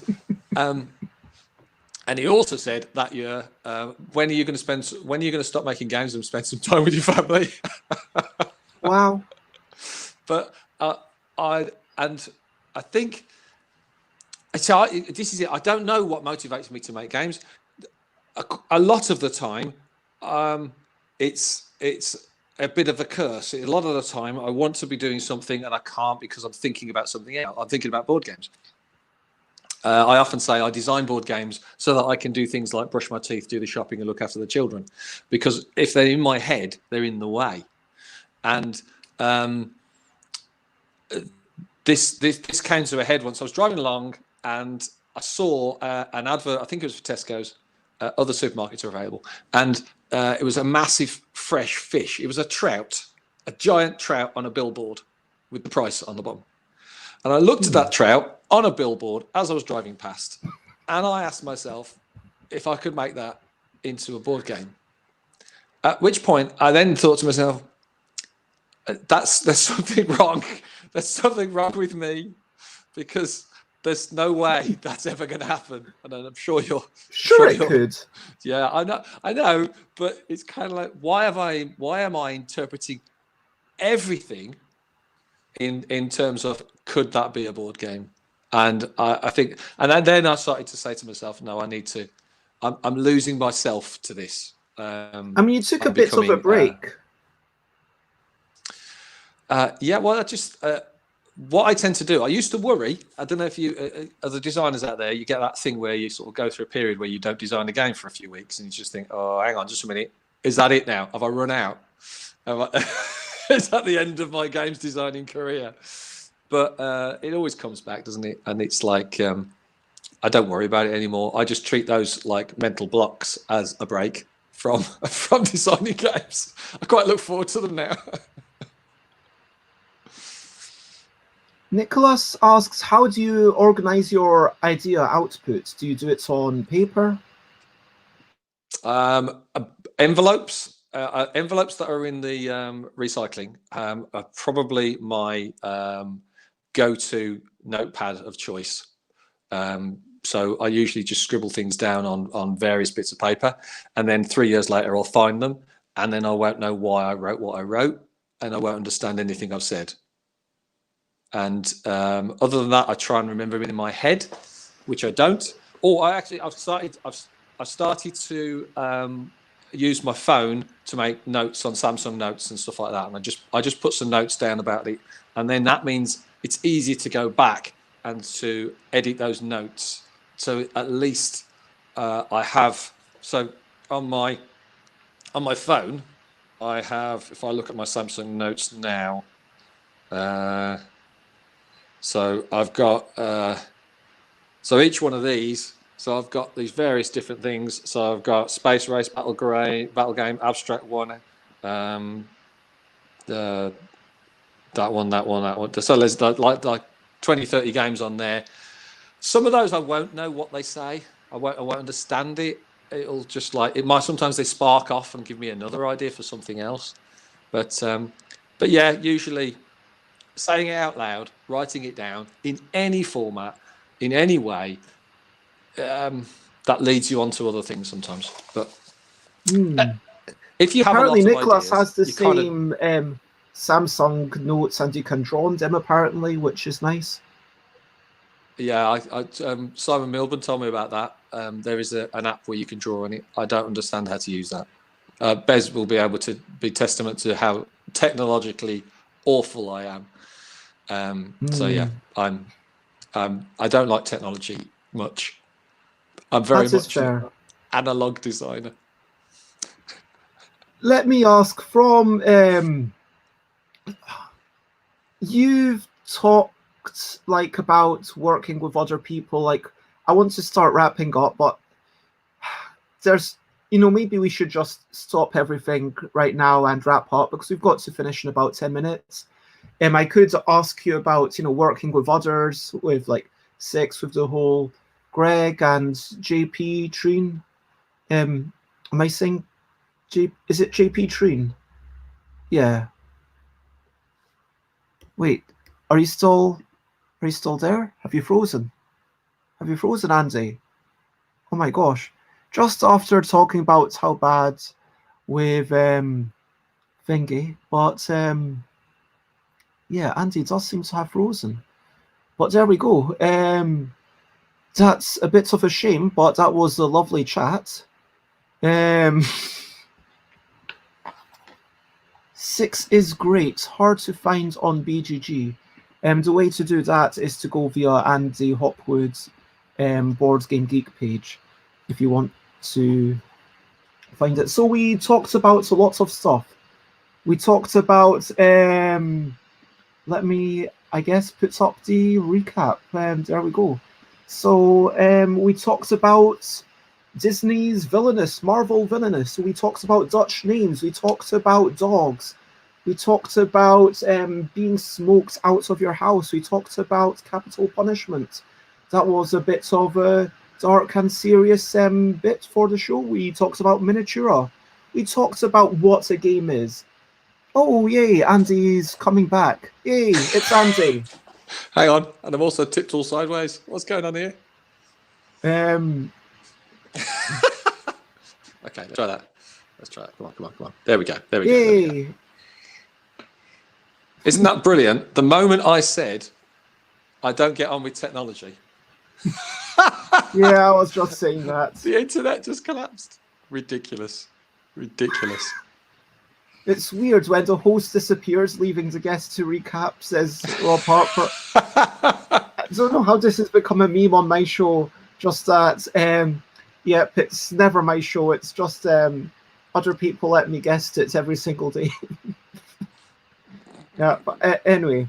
So we talked about what a game is all about. Like that, I put forward a voluntary acceptance of rules and the measurement of success, and it being a little bit different to not having the real effects on your life. And then we talked about playfulness and like tinkering with things and just having a laugh. And if you are enjoying something, like doing it over and over again and being willing to do that in your life, and that is almost like Andy's secret to happiness. That is happiness. What do you enjoy? Then do it again. We talked about making a bespoke game, possibly for someone called Neil, to tell them that they're rubbish because Neil is in on the joke, and that's all good. We talked about focusing on one aspect of a game, which is like a simple thing. If you can pinpoint, okay, that is something that I love, and if you can't decide, just pinpoint on one part of it. And it's like maybe more like when you're a child, let's be honest though, you have more people who are willing to indulge you, if you know what I mean. Because if you're a child, your parents might well say, hey, oh, you made a game, wow, let's play it, and play it every night with you for several months, even if they aren't enjoying it at all. But, you know, you made it, and you're their child, so they'll indulge you possibly for... Those are some lovely parents there. Until they reach some sort of breaking point. It's like, how long... But, yeah, did we talk about anything else? Bearing in mind, I already talked about Miniatura and Disney's Marvel villainous, such names, dogs, capital punishment, and yeah, anything else that we want to recap? No, do you know what? I've really enjoyed this. I didn't know if I was going to like this, but I've enjoyed it. I like you. So this is, but I don't know if I was going to like the experience. I like you too, Andy. So I really appreciate you allowing me to come and waffle here. No, it's been really good. And this all came about because Andy was talking about how they didn't have a good time on stream, and potentially, if you still haven't gotten it working, maybe at some point in the future, I can do a show. It doesn't matter if Andy's on or not. Like, just talking about this is how it happens, and then you could watch it after the fact, frankly. What I have done since I spoke to you, what I have done is I've filmed to test whether, just to test explaining talks about fish and smoke. To talk, just to explain, I've done a 5-minute video of Mijnlieff, how to play it, and I'd filmed that, and then I discovered an app that would let me put it onto YouTube, and it worked. So I've conquered a demon, one of my little demons of getting. So I've actually put a YouTube film of how to play Mijnlieff on there. So I actually feel like I've taken a huge step in the right direction. So maybe the right thing for you to do is not to do live streaming, but to record the video with your phone and then put it on YouTube afterwards. Yeah, I think that might work quite well. Yeah. Well done on managing to conquer that technological hurdle. Yeah. Yeah. Well done, me. Yeah. This isn't an applause. This is a high five. This is an isolation high five. And I already shared a couple of links that should be clickable. I've got some weird noise coming through my ears. I hope it's from the technology and not my ears. But yeah, if you want to check out Andy Hopwood on Board Game Geek or check out Hopwood Games, is there anywhere else that you would like to be found? I mean, you have a Twitter account, but you never use it. I never use it. I Facebook, mean, I'm sort of more on Facebook, but you can. But yeah, Hopwood Games goes there. By the way, if you buy Mijnlieff at the moment from Hopwood Games until the end of the year, you get because you normally get the new version of Mijnlieff. You get a bag with the board on the bag. But what I've done is I've created these boards, these little beer mat boards that I throw in for free if you buy it this year. But I was going to say what we're talking about. Oh yeah, on Board Game Geek you can get Hitter. You can download Hitter for free on Board Game Geek. That's HITTA Hitter, and that's actually named after somebody else as well. So there you go. But there's no free copies of Neil is Terrible. You have to construct your own. Neil is rubbish. Neil is Terrible is a completely different game. A totally different rule set. That's a massive, heavy Euro. It takes 4 hours to play. Neil the Terrible. So with that, I want to say I am stuffbybez.com, my website. It's not as good as I'd like, but hey, it's up there. Stuffbybez.bigcardsalt.com. You can buy print and play versions of Kitty Cataclysm or the L deck or actual physical copies of Yogi. Twitter.com/stuffbez, Instagram.com/stuffbez, Twitch.tv/stuffbez, where I stream every day at 10 AM UK time and Tuesdays at 8 PM UK time also. YouTube.com/c/stuffbez to listen to the old episodes. Stuffbybez.com/Discord, where it will redirect you to my Discord. And if you go to the BBBB chat, you can make requests to have particular guests on again, or suggest topics, or put yourself forward as a guest. And so yeah, join the Discord. Thank you everyone, you are all wonderful.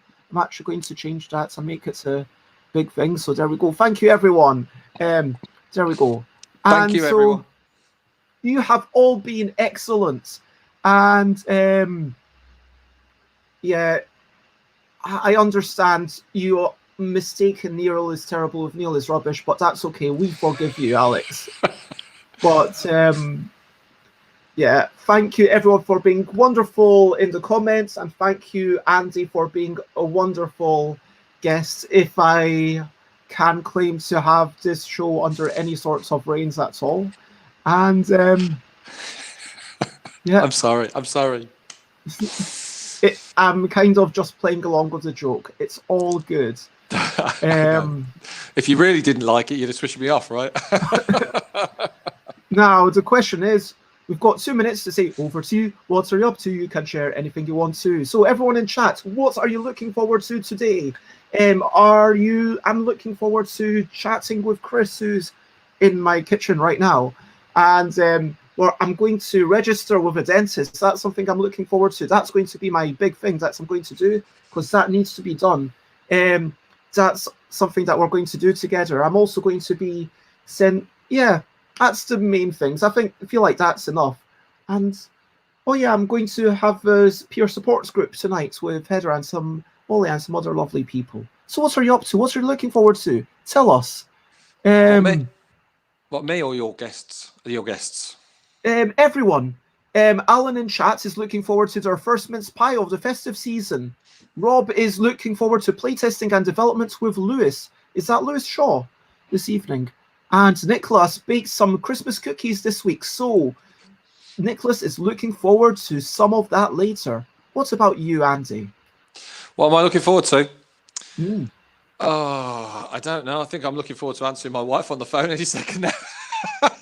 I'm looking forward to going swimming. I'm going swimming this afternoon.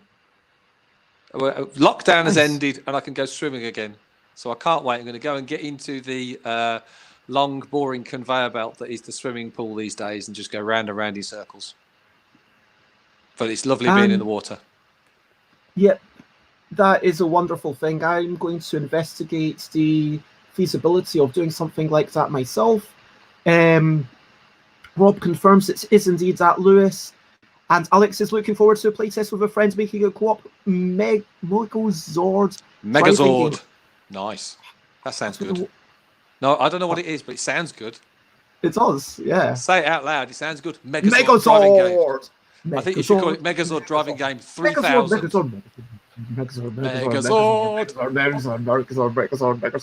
Anyway, so thank you very much. You have all been wonderful. If you are in the from next streams, stuffbybez.com/stream, share, spread the word. If you're in Twitch watching live, then we are raiding UK Games Expo, so hang around and we will all go there together.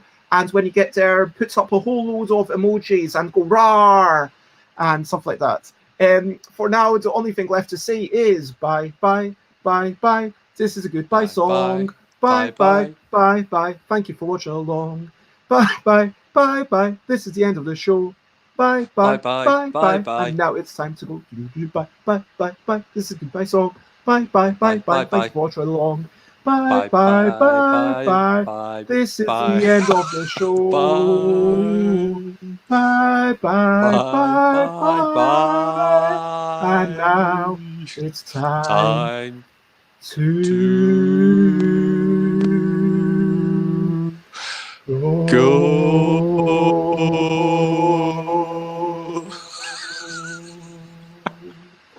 Bye-bye, everyone.